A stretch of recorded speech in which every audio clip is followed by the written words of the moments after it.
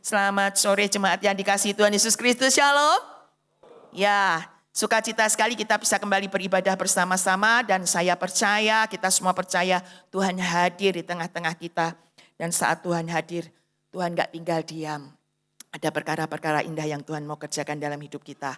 Puji Tuhan, sore hari ini firman Tuhan saya berikan judul Akibat Tidak Siap. Saudaraku, sebuah kesiapan merupakan hal yang penting dalam kehidupan manusia. Kesiapan merupakan hal yang penting dan sangat vital dalam kehidupan manusia. Untuk apa?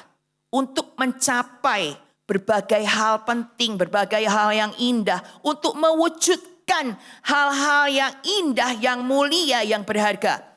Untuk sebuah keberhasilan diperlukan persiapan. Untuk sebuah kesuksesan diperlukan kesiapan. Untuk sebuah kemenangan diperlukan kesiapan. Untuk kebahagiaan, ya. Dalam rumah tangga, dalam bisnis, dalam studi, dalam pelayanan, dalam apapun juga. Untuk menjalani sebuah kehidupan yang bermakna dibutuhkan kesiapan. Dan kesiapan itu bisa dibangun setiap hari. Kesiapan perlu juga dibangun setiap hari. Dan itu bisa dimulai sejak kita bangun pagi-pagi. Kita membiasakan diri untuk hidup disiplin, hidup tertib, hidup teratur dalam segala hal. Dan itu saat dibangun setiap hari itu akan menjadi lifestyle, akan menjadi gaya hidup yang tentunya akan membawa berkah, membawa nikmat, membawa sukacita untuk langkah-langkah hidup kita yang seterusnya. Ya, hidup yang terencana, berjalan dalam prioritas. Ya, itu bicara tentang kesiapan. Ya, saudaraku, ya, Benjamin Franklin berkata bahwa gagal melakukan persiapan sama dengan mempersiapkan untuk gagal. Boleh ucapkan bersama-sama, 2, 3.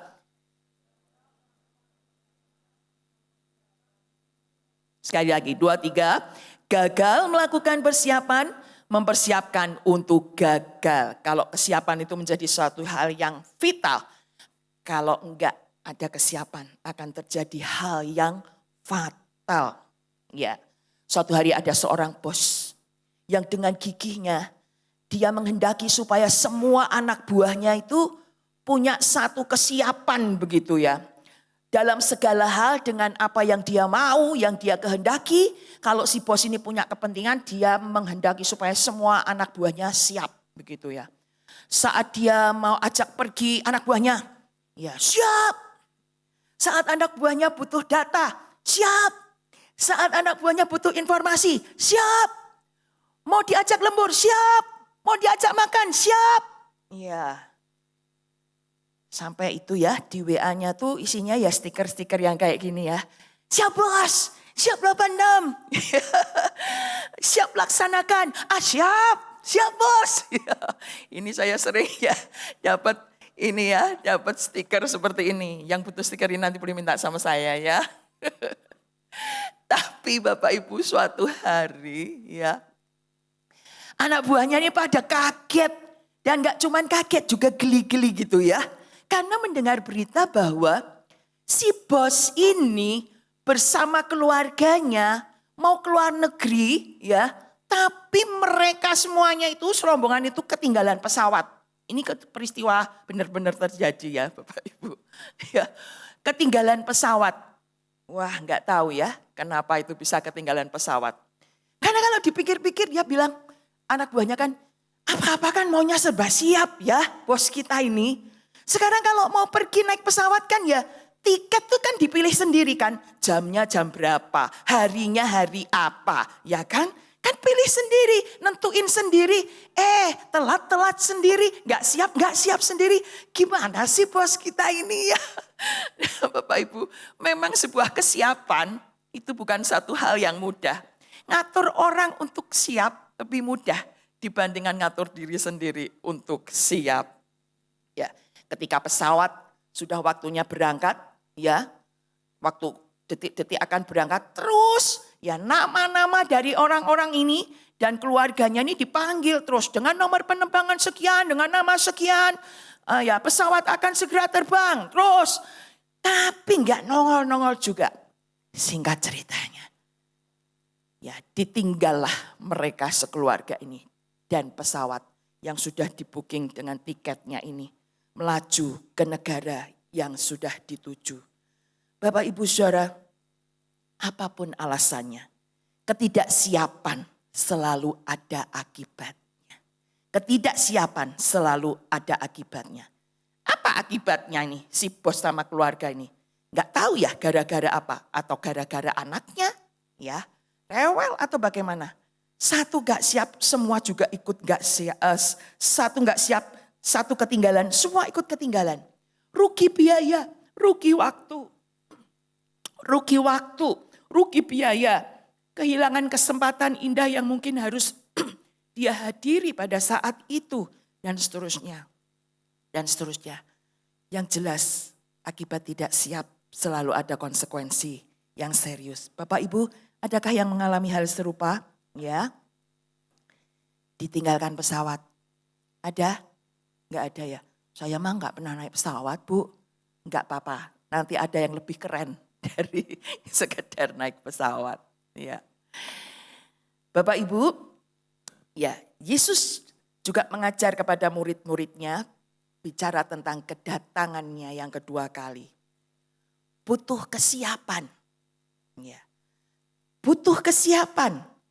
Dan di dalam Matius pasal 24 ayat yang ke-40 dan 41 firman Tuhan berkata, pada waktu itu kalau ada 2 orang di ladang yang seorang akan dibawa dan yang lain akan ditinggalkan. Kalau ada 2 orang perempuan yang sedang memutar batu kilangan, yang seorang akan dibawa dan yang lain akan ditinggalkan.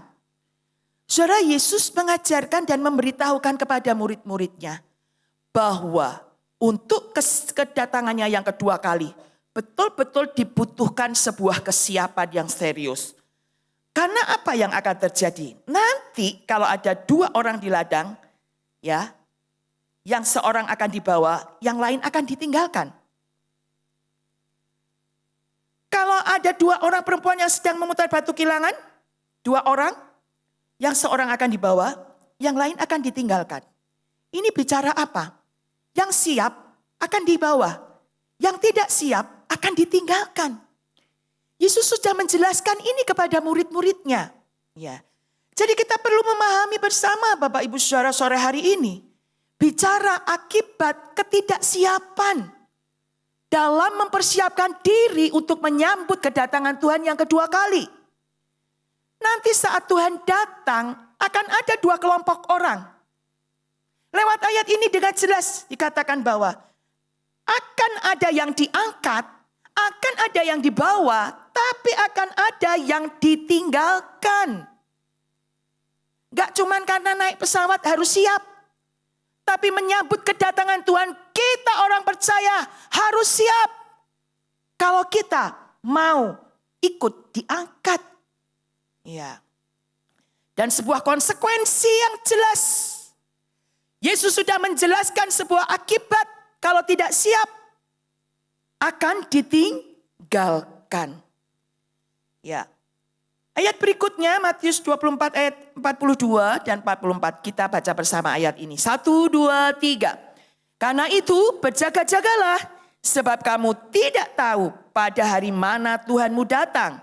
Sebab itu hendaklah kamu juga siap sedia. Karena anak manusia datang pada saat yang tidak kamu duga.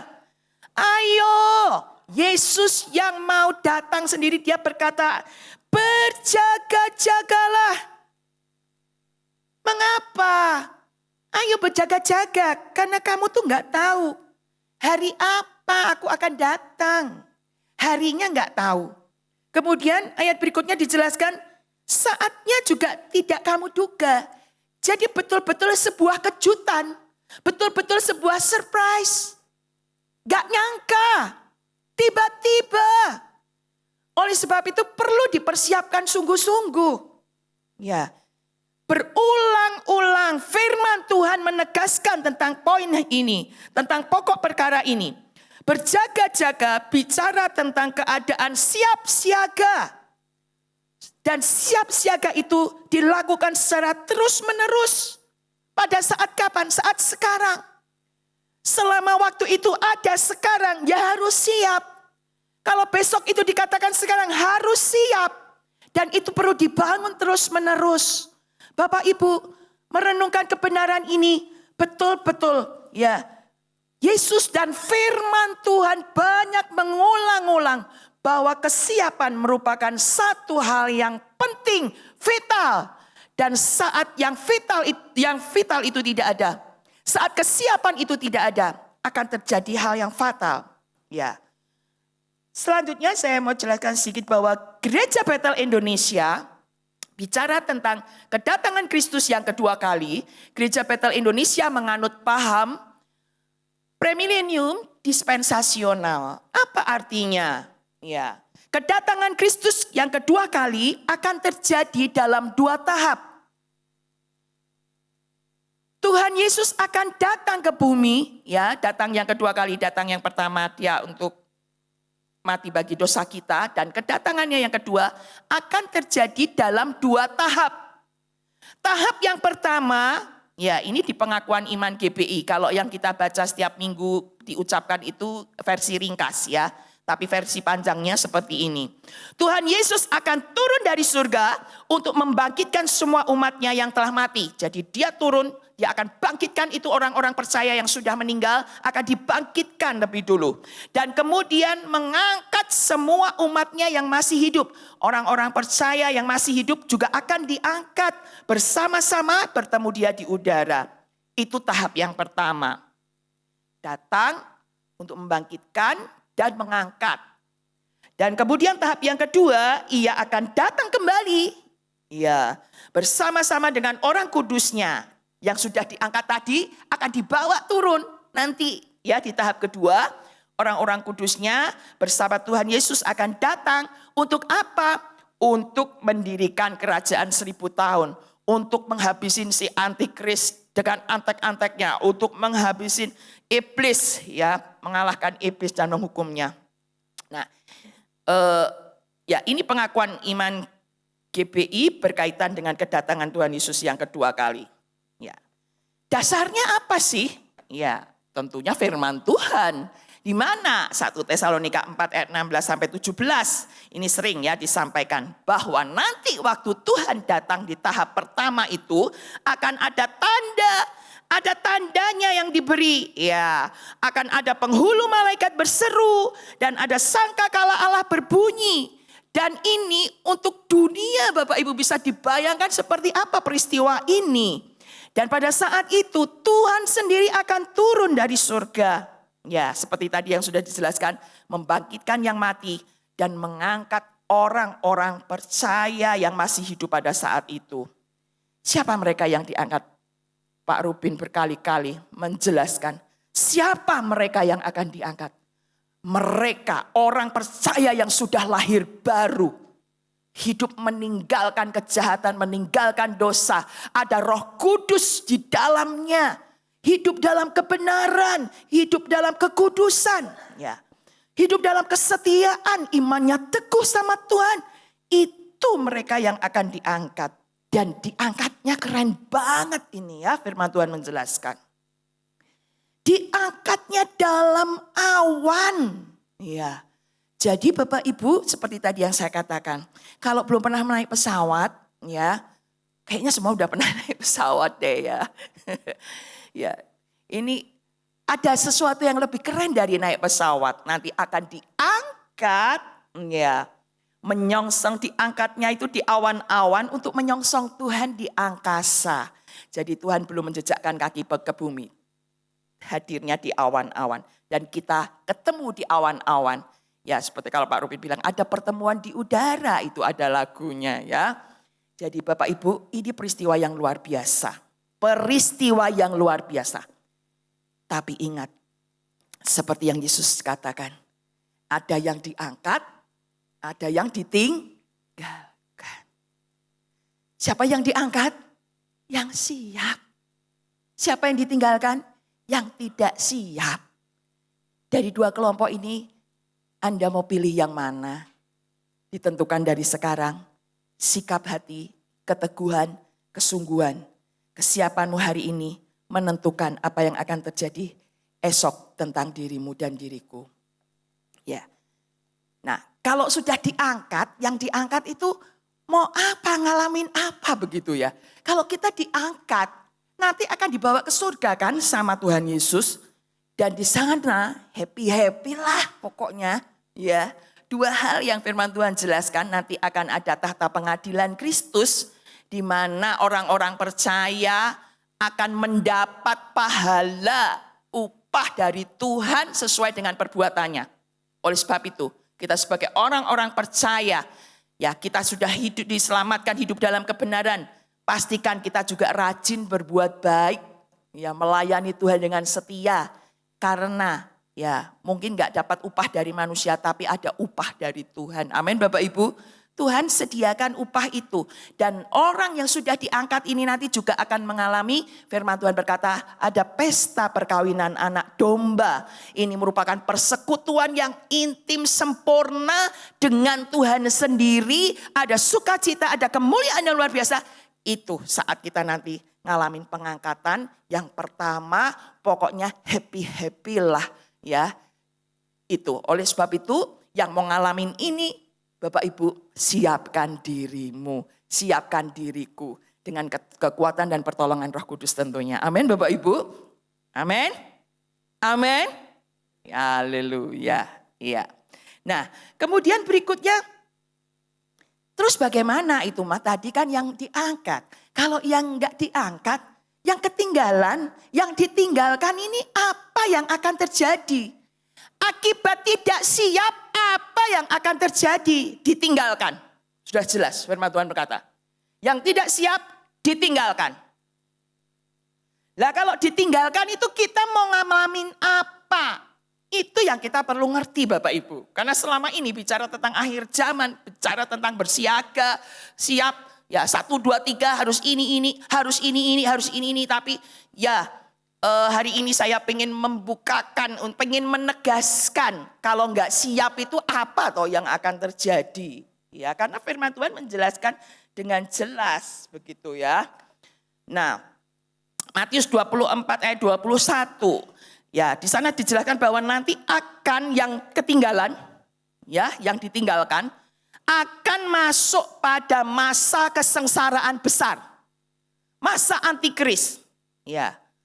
7 tahun. Ya. Akan ada masa antikris selama 7 tahun. Antikris akan memerintah. Ya.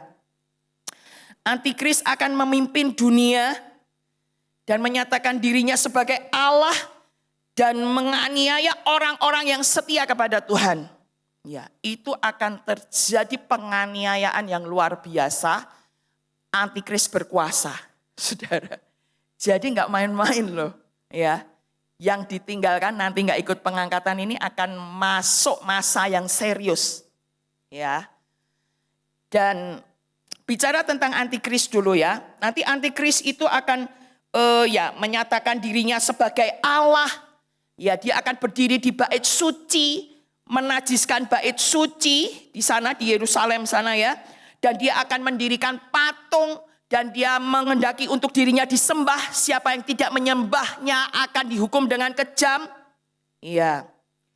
Dan juga selain itu akan terjadi penyesatan besar-besaran oleh si antikris ini. Ya. Tapi sebelum itu saya mau mundur dulu ya. Saya mau jelaskan bahwa dengan kehadiran antikris ini yang disebut masa kesengsaraan besar, dia akan betul-betul melakukan penganiayaan buat orang-orang yang setia sama Tuhan, ya, yang nggak suka. Dan firman Tuhan berkata, saya mau ajak Bapak Ibu Saudara untuk membaca ayat yang di bawahnya. Sebab pada masa itu, 1, 2, 3. Sebab pada masa itu akan terjadi siksaan yang dahsyat. Seperti yang belum pernah terjadi sejak awal dunia sampai sekarang. Dan yang tidak akan terjadi lagi. Ini firman Tuhan jelas sekali loh Bapak Ibu. Ya, bahwa pada saat itu, pada saat antikris berkuasa, itu akan terjadi masa yang namanya masa siksaan. Di sini sering disebutkan kesengsaraan besar. Bukan sengsara biasa. Bukan menderita biasa. Ya. Tapi penderitaan, kesengsaraan dan siksaan yang dahsyat. Bayangkan Bapak Ibu, ini apa yang akan terjadi. Dan saking dahsyatnya udah gak ada tandingannya. Firman Tuhan jelas katakan, belum pernah terjadi sejak awal dunia sampai sekarang. Siksaan itu belum pernah terjadi sedahsyat itu. Nanti yang akan terjadi pada saat setelah rapture, setelah pengangkatan. Wow, apa itu ya? Dan tidak akan terjadi lagi. Jadi ini betul-betul penderitaan, kesengsaraan klimaks. Saudara. Wah, luar biasa ya. Dan tidak hanya itu ya, kita mau masuk ke penyesatan. Dan penyesatan tidak hanya kesengsaraan besar, kesengsaraan siksaan yang dahsyat, tapi juga akan ada penyesatan besar-besaran. Jadi ya di balik antikris itu sebetulnya siapa sih? Iblis. Dengan kekuatan kuasanya. Ya, ini pekerjaan iblis. Ya, antikristus itu juga disebutkan si pendurhaka, manusia durhaka yang harus binasa. Itu di kitab Tesalonika juga dijelaskan ya. Dia akan melakukan rupa-rupa perbuatan ajaib. Dia akan melakukan mujizat-mujizat, tanda-tanda yang hebat. Mungkin bahkan mujizat-mujizat itu belum pernah dilihat, disaksikan, tapi akan terjadi pada saat itu. Kenapa Tuhan izinkan ini? Bapak Ibu ya, kok ada mujizat tapi kok setan yang menyatakan? Karena Tuhan izinkan pada saat itu untuk menguji kesetiaan orang-orang percaya, kemurnian orang-orang percaya.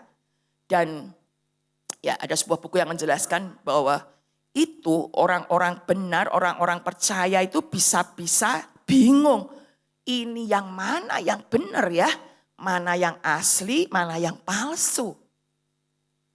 Jadi Bapak Ibu, wow, betapa pentingnya dari sekarang ini kita mengenal Tuhan dan kebenarannya lewat firman Tuhan. Setiap hari kita boleh baca sendiri. Lewat gedor, maaf nih ngomong gedor lagi ya. Karena lagi-lagi ya kembali kepada firman. Karena Tuhan Yesus bilang manusia tidak hanya hidup dari roti tapi dari setiap firman yang keluar dari mulut Allah. Firman kita perlu, itu kebenaran, itu terang hidup kita. Supaya kita tahu mana yang benar, jalan keselamatannya mana. Yesus sudah menjadi jalan keselamatan buat kita, tapi kita perlu terang itu menuntun kita terus. Sampai akhir, sampai Tuhan datang menjemput kita. Kita perlu kebenaran itu. Kita perlu kenal Tuhan lebih lagi. Sehingga mana sih yang bukan kita ngerti. Ya, pada saat itu akan terjadi ya orang-orang, ini karena penyesatan besar-besaran akan terjadi orang-orang jadi durhaka, murtad. Akan terjadi kemurtatan besar-besaran juga saudara ya. Orang-orang yang gak teguh sama Tuhan, ya mereka akan disesatkan. Dan firman Tuhan berkata, ya mereka akan dihukum nantinya karena mereka gak taat sama Tuhan. Ya, tidak hanya itu Bapak Ibu, ya jadi ada masa kesengsaraan besar, ada penyesatan besar-besaran, itu buat yang gak diangkat ya. Dan kemudian ada hal yang lebih heboh lagi juga. Segera sesudah siksaan pada masa itu, matahari akan menjadi gelap dan bulan tidak bercahaya dan bintang-bintang akan berjatuhan dari langit dan kuasa-kuasa langit akan goncang. Ini episode berikutnya firman Tuhan menjelaskan. Ada penyiksaan besar-besaran, penyesatan besar-besaran, kegoncangan besar-besaran. Ya. Jadi itu nanti langit akan berjatuhan, bayangin Bapak Ibu. Kalau satu aja jatuh seperti apa, ini kalau ini berjatuhan. Itu akan terjadi goncangan yang luar biasa. Dan yang berbicara tentang poin ini ya di kitab Lukas dijelaskan di sana bahwa di bumi bangsa-bangsa akan takut dan bingung dengan peristiwa itu. Menghadapi deru dan gelora laut. Jadi lautnya juga akan action ini Bapak Ibu karena peristiwa ini. Dan ayo kita baca bersama ya ayat yang di bawahnya. 2, 3. Orang akan mati ketakutan karena kecemasan berhubung dengan segala apa yang menimpa bumi ini. Sebab kuasa-kuasa langit akan goncang. Takutnya, menderitanya masih berlanjut, saudara.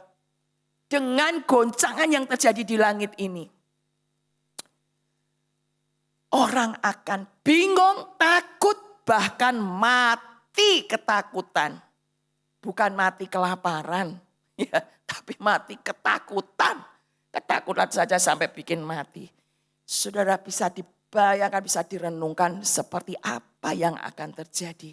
Pada saat kita tuh tidak ikut dalam pengangkatan yang pertama, harus mengalami fase-fase ini, saudaraku.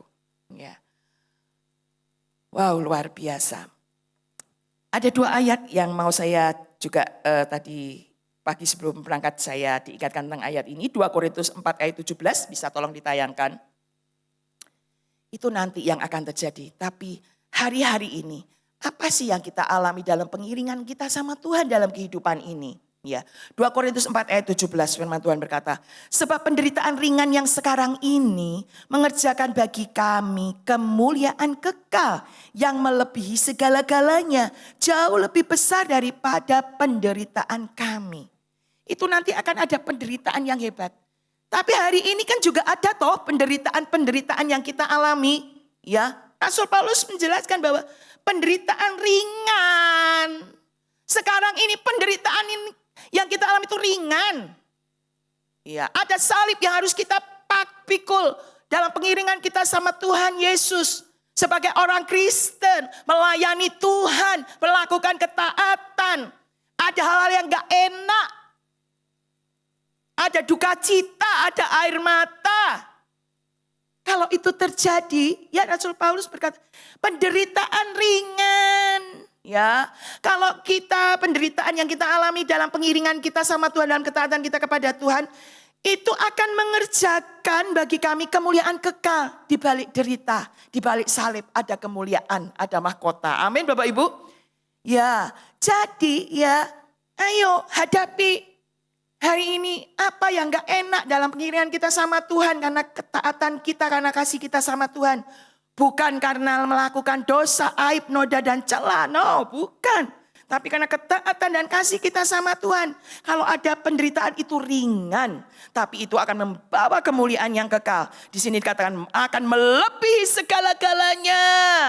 Jauh lebih besar dari penderitaan kami.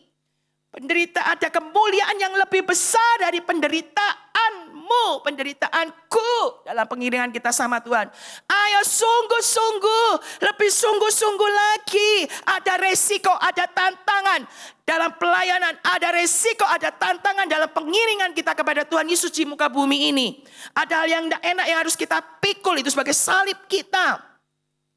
Tapi ya, akan ada kemuliaan yang melebihi segala-galanya. 1 ayat lagi, Roma 8 ayat 18. Kita baca ayat ini bersama-sama. 1, 2, 3. Sebab aku yakin bahwa penderitaan zaman sekarang ini tidak dapat dibandingkan dengan kemuliaan yang akan dinyatakan kepada kami. Penderitaan zaman sekarang, firman Tuhan katakan, sekarang penderitaan yang kita alami ini tidak bisa dibandingkan dengan kemuliaan yang akan dinyatakan kelak. Jadi siapa yang mau ngalamin kemuliaan, mau ngalamin mahkota, pikul salib hari ini. Ya, karena kelak itu akan ada penderitaan-penderitaan yang luar biasa saat kita tidak mengalami pengangkatan di tahap yang ke-1, yang pertama. Selanjutnya kedatangan Kristus yang kedua kali. Pada waktu itu akan tampak tanda anak manusia di langit dan semua bangsa di bumi akan meratap dan mereka akan melihat anak manusia itu datang di atas awan-awan di langit dengan segala kekuasaan dan kemuliaannya. Ini ayat sambungan dari tadi ya. Setelah siksaan kemudian ada goncangan di langit dan ayat berikutnya ini. Pada waktu itu Jadi ada goncangan di langit. Pada waktu itu akan tampak tanda anak manusia di langit. Jadi ini beruntun ya. Dan anak manusia datang di atas awan-awan di langit dengan segala kekuasaan dan kemuliaannya. Untuk apa? Dan ia akan menyuruh keluar malaikat-malaikatnya dengan meniup sangkakala yang dahsyat bunyinya. Wah, ini peristiwa yang heboh ya. Hebohnya karena Tuhan datang ya dengan keluar dengan malaikat-malaikatnya. Dengan sangkakala yang dahsyat bunyinya, riuh, ya, gempita. Dan ayat yang lain menjelaskan bahwa Tuhan itu nanti akan datang dengan orang-orang yang tadinya sudah diangkat, ya. Dan untuk apa? Mereka akan mengumpulkan orang-orang pilihannya dari keempat penjuru bumi, dari ujung-ujung langit yang satu ke ujung langit yang lain. Pada tahap kedua, Tuhan datang setelah penderitaan-penderitaan itu tadi ya. Tuhan akan datang dengan orang-orang yang sudah diangkat di tahap pertama. Dan firman Tuhan menjelaskan, Tuhan akan mengumpulkan orang-orang pilihannya ke empat penjuru bumi dari ujung langit satu ke ujung langit yang lain.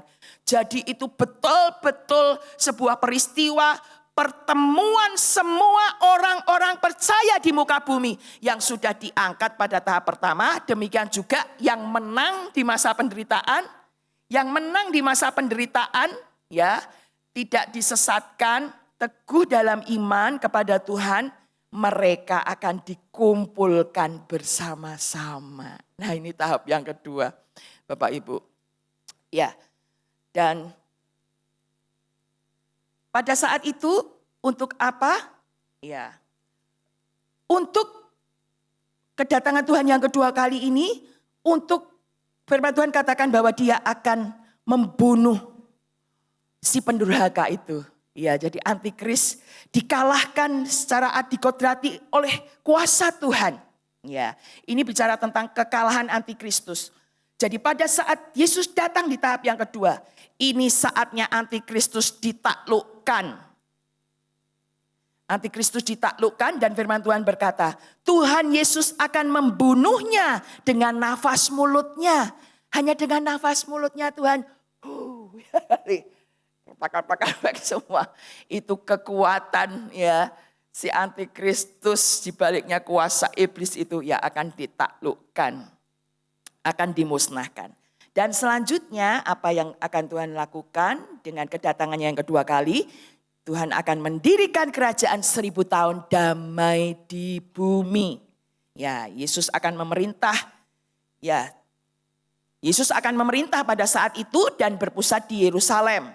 Pada saat itu iblis akan dirantai dalam jurang maut selama hampir 1000 tahun. Iblisnya diikat. Pada saat iblis diikat, ya damai buminya ya. Gak ada perang, tidak ada sakit, tidak ada kelemahan, manusia panjang umurnya, kehidupan sosial yang sempurna. Dan ini berpusat di Yerusalem ya, menjadi kota kudus dan semua bangsa akan datang menyembahnya. Dan setelah masa kerajaan itu masa 1000 tahun. Dan setelah masa 1000 tahun apa yang akan terjadi? Iblis yang awalnya tadi diikat ya. Di jurang maut, iblis akan dilepaskan sesaat. Hanya dilepaskan sesaat. Tapi pada saat iblis dilepaskan sesaat, dia akan membabi buta. Ya, dia akan melakukan penyesatan. Ya, besar-besaran lagi pada bangsa-bangsa. Dan pada saat itu akan terjadi perlawanan kepada Tuhan dan orang-orang percaya. Ini disebut sebagai perang Gog dan Magog. Tapi ya seperti tadi firman Tuhan katakan, iblis dikalahkan dan dicampakkan ke dalam api untuk selamanya. Pada saat itu juga akan terjadi penghakiman tahta putih. Ini untuk orang-orang yang tidak percaya. Ya, juga akan dibangkitkan orang-orang yang tidak percaya itu untuk apa? Untuk dihukum selamanya. Jadi ini masa penghukuman. Dan dijelaskan di sana bahwa orang yang tidak tercantum namanya dalam kitab kehidupan, ya mereka akan dihukum selamanya. Jadi Bapak Ibu, ini gambaran sekilas tentang akibat Kalau kita tidak siap satu masa yang amat sangat tidak enak, berat, melewatinya berat. Ya. Jadi kalau boleh mari kita bersama-sama mempersiapkan diri untuk pengangkatan yang waktu kedatangan Tuhan yang pertama. Amin Bapak Ibu. Siapa yang mau diangkat di tahap pertama kedatangan Tuhan? Ya, kita berdoa ya sore hari ini biar sungguh-sungguh bersama Roh Kudus kita disiapkan. Dan akhirnya ya, itu langit dan bumi akan hangus musnah dalam api. Langit bumi yang sudah ya tercela karena dosa manusia ini akan binasa dalam api. Langit dan bumi akan berlalu dan Allah akan menciptakan langit yang baru dan bumi yang baru. Untuk apa? Untuk umat tebusannya yang sudah diselamatkan dengan darah Kristus. Luar biasa. Orang-orang yang mencintai Tuhan, yang setia sama Tuhan, yang diangkat di awal, tapi yang juga yang bertahan sampai akhir, ya akan ngalamin semua yang baru di dalam Tuhan. Langitnya baru, buminya baru. Wow, kayak apa ya? Dan ya ini Tuhan bentangkan lewat firman Tuhan supaya kita ngerti. Dan kita mengalami yang baik-baik dari Tuhan dan yang enggak baik-baik enggak. Ya firman Tuhan udah bentangkan itu buat kita. Langit dan bumi akan berlalu, tapi apa yang Tuhan katakan pasti terjadi. Amin Bapak Ibu. Apa yang Tuhan katakan pasti terjadi. Perkataanku tidak akan berlalu. Tapi tentang hari atau saatnya tidak ada seorang pun yang tahu. Malaikat di surga enggak tahu. Anak juga tidak tahu. Hanya Bapa saja yang tahu. Oleh sebab itu mari siapkan diri. Sungguh-sungguh. Dan bicara tentang akibat tidak siap. Yesus juga menjelaskan lewat perumpamaan. 10 gadis. Ya, 10 gadis yang menyongsong mempelai laki-laki. Ya. Di sana ada 5 gadis yang bijak, ada 5 gadis yang bodoh. Bicara tentang tidak siap. Ya. Lewat perumpamaan ini kita kan sering dengar perumpamaan ini. Ya. Yang menggugah kita untuk ayo siap, ayo siap. Tapi di balik itu kita juga perlu sadari kalau enggak siap itu apa toh? Akibat tidak siap itu apa begitu ya. Ini yang bodoh mereka bawa pelita tapi tidak bawa minyak. Yang bijak bawa pelita tapi enggak bawa minyak. Ya. Dan firman Tuhan menjelaskan saat sang mempelai datang yang ini pelitanya mau padam ini kan ribut ya. Cari minyak, minta minyak gak dikasih, cari minyak. Saya juga merenungkan bahwa ada upayanya. Tapi tetap aja ya bicara tentang sebuah kesiapan. Gak boleh terlambat. Jadi poin bicara tentang kesiapan gak boleh terlambat. Ya. Karena waktu mempelainya datang, firman Tuhan menjelaskan mereka yang telah setiap sedia bersama-sama dengan dia ke ruang perjamuan kawin. Jadi yang sudah siap, sebelum datang harus sudah siap. Waktu datang siaga sudah, mereka akan masuk. Dan setelah masuk, apa yang akan terjadi? Pintu ditutup. Ucapan sama, 2, 3, pintu ditutup. Ini bicara apa? Kesempatan ditutup.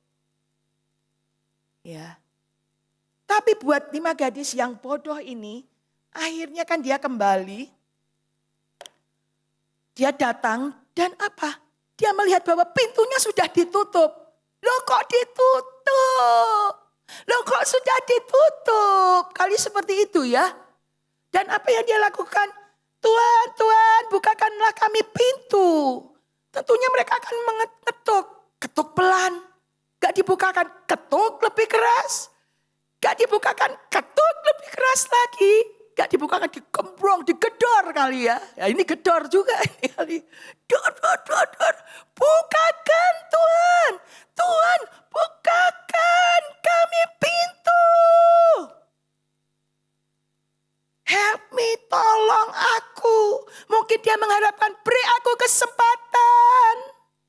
Sekali lagi sok silakan tolong. Upaya apapun yang dilakukan. Pintu dibukakan tidak?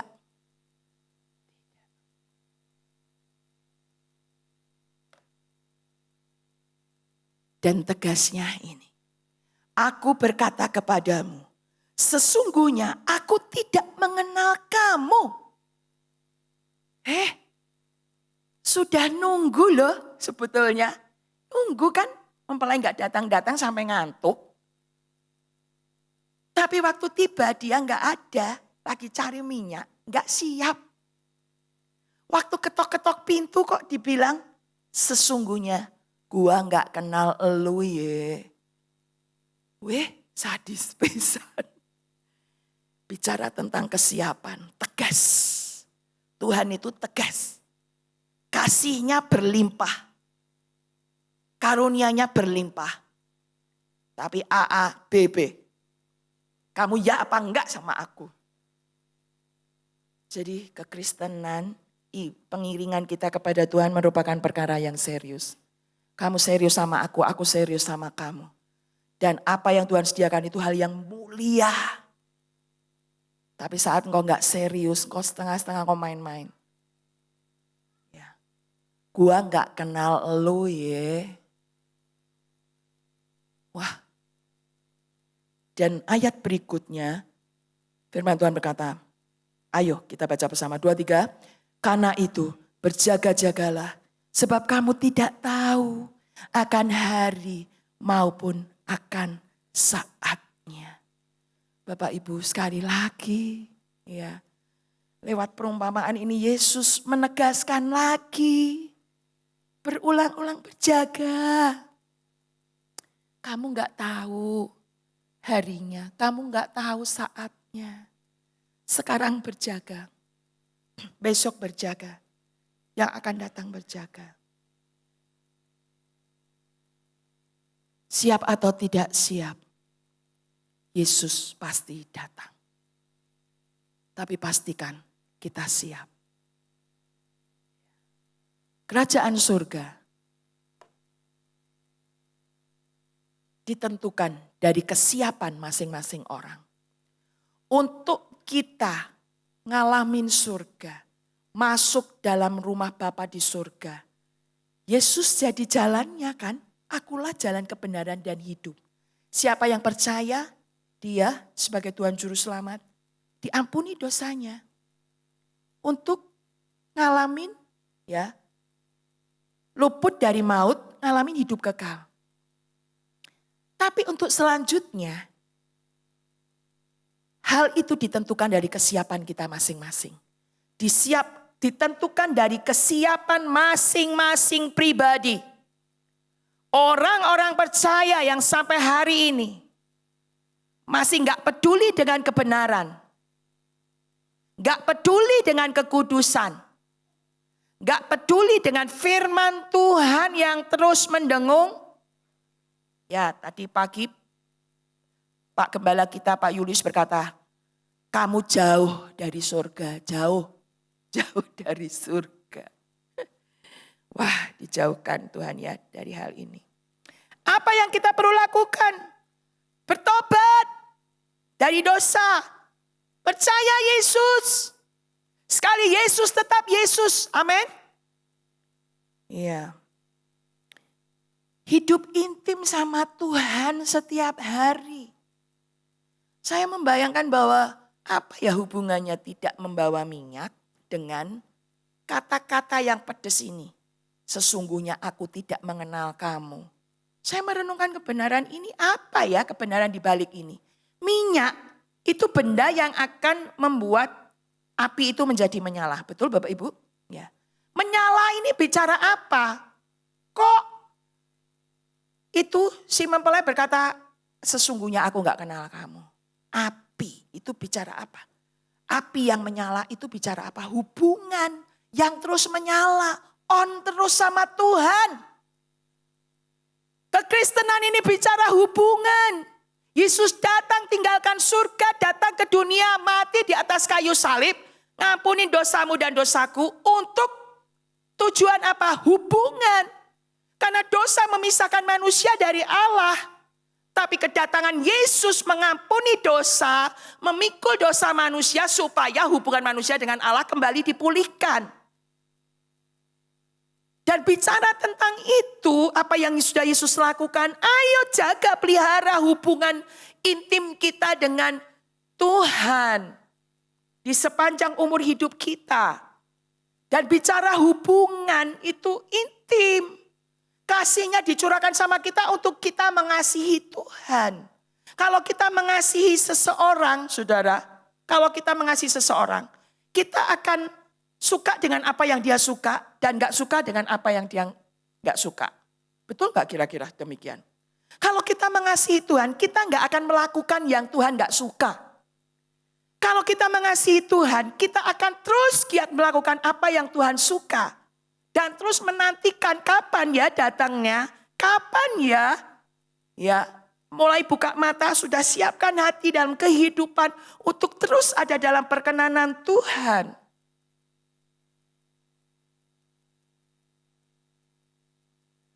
Persiapan terbaik untuk besok adalah melakukan yang terbaik hari ini. Ucapkan bersama 2, 3. Persiapan terbaik untuk besok adalah melakukan yang terbaik hari ini. 2 Petrus 3 ayat 14 sampai 15. Ya, pemain musik bisa siapkan diri. Saya undang Bapak Ibu Saudara bangkit berdiri. Kita mau membaca ayat ini bersama-sama. Mari kita bangkit berdiri bersama-sama.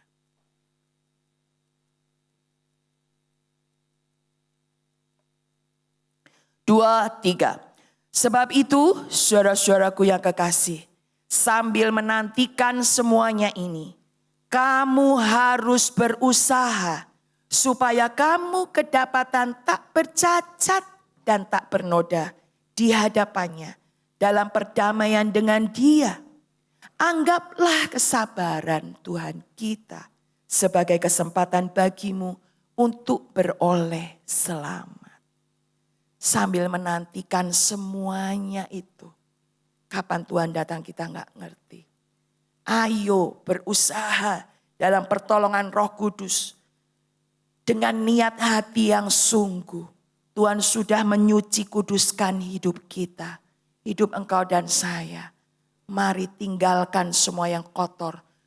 Semua noda, semua celah. Ya Pak Gembala tadi pagi juga menekankan. Semua berangkat dari hati. Miliki hati yang murni, miliki hati yang kudus, hati yang mengasihi Tuhan. Kita minta ada Tuhan yang hadir malam hari ini. Biar tidak hanya engkau dan saya secara pribadi yang datang malam hari ini. Tapi biarlah pasangan hidupmu, anak-anakmu, menantu-menantumu, cucu-cucumu, kakak adikmu, sahabat-sahabatmu. Juga mereka boleh bersiap karena punya diingatkan oleh kita. Ingatkan mereka supaya mereka juga disiapkan. Hidup tak bercacat, tak bernoda di hadapannya. Dan kalau Tuhan masih beri kesempatan hari ini, hari besok, anggaplah itu sebagai kesabaran Tuhan yang memberikan kesempatan bagimu untuk beroleh selamat. Biarlah kita selamat juga dari masa sengsara, masa penyesatan itu, karena kita diangkat di saat Tuhan hadir yang pertama. Satu ayat lagi kita baca bersama-sama. 1, 2, 3. Berjaga-jagalah senantiasa sambil berdoa. Supaya kamu beroleh kekuatan untuk luput dari semua yang akan terjadi itu. Dan supaya kamu tahan berdiri di hadapan Anak Manusia. Berjaga, tapi ayo berdoa. Giat berdoa. Karena di dalam doa engkau akan ngalamin kekuatan. Saat kita berdoa, hati kita terbuka sama Tuhan. Ngalir semua yang Tuhan ada. Yang Tuhan miliki ngalir dalam hidup kita. Kekuatannya, sukacitanya, damai sejahteranya. Ya. Dan kalau engkau dan saya kuat, kita akan luput dari semua yang akan terjadi. Jangan buang waktu. Ayo ambil sikap. Bangkit dalam kekudusan dan kebenaran. Supaya engkau dan saya tahan berdiri. Saat nanti Anak Manusia Tuhan Yesus Kristus datang kedua kali menjemput kita semua. Amin untuk firman Tuhan.